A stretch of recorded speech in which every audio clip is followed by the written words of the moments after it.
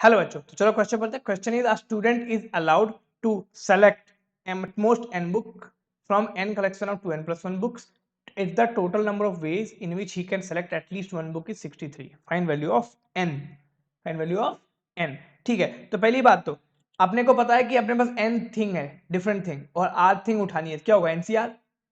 अब इसमें कह रहा है कि अपने पास टोटल 2n plus 1 बुक्स हैं। कितने बुक्स है अपने पास? 2n plus 1 बुक्स, जिसमें आप मैक्स टू मैक्स कितना उठा सकते हैं? n। और मिनिमम कितना उठाना है? 1।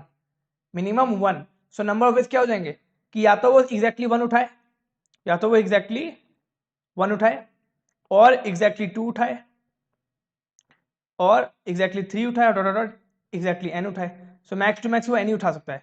मैक्स टू मैक्स वो n ही उठा सकता है। तो इसमें क्या होगा? अच्छा, एग्जैक्टली 1 उठा रहा है तो 2n plus 1 c1, 2n plus 1 c1। क्यों? क्योंकि अगर r थिंग उठानी हो n में से तो NCR, और यहाँ पे टोटल नंबर ये है तो इसमें से एक उठाना है तो 2n plus 1 c1, इसी में दो उठाना है तो 2n plus 1 c2, इसी में n उठाना है तो 2n plus 1 cn। अब इसका वैल्यू निकाल देना है। क्या निकालना है इसका? वैल्यू, है ना? ठीक है, तो अब अपने को एक चीज पता है कि NCR equal to NCn minus r होता है। इसको बोल दो s। क्या बोल दो इस पूरे को? s बोल दो। अब अगर तुम NCR equal to NCn minus r लगाओगे तो क्या होगा? NCR equal to NCn minus r, तो 2n plus 1 c, 2n plus 1 minus 1 हो जाएगा 2n plus 1 c1, c2n actually. ये दोनों बराबर है, क्यों? क्योंकि NCR equal to NCn minus r जब यहाँ लगाओगे तो ये और ये भाई सब बराबर हो जाएंगे। सिमिलरली 2n plus 1 c2 क्या हो जाएगा? हो जाएगा 2n plus 1 c 2n minus 1। ठीक, सिमिलरली लास्ट तक जाएगा वो होगा 2n plus 1 c n plus 1। ठीक है, अब सुनना, अपने 2n plus 1 c1 से स्टार्ट हो रहा है, n तक गया, फिर n plus 1 से लेकर 2n तक गया। तो अगर तुम दोनों को ऐड कर दोगे, दोनों s सेम ही है, तो ऐड कर दो तो क्या होगा? 2s is equal to 2n plus 1 c1 plus 2n plus 1 c2 plus dot dot 2n plus 1 c2n। अब तुम्हें एक चीज पता होगी, एक फॉर्मूला है अपने पास। फॉर्मूला क्या है? फॉर्मूला है अपने पास कि nc0 plus nc1 dot dot ncn वो होता है 2:n।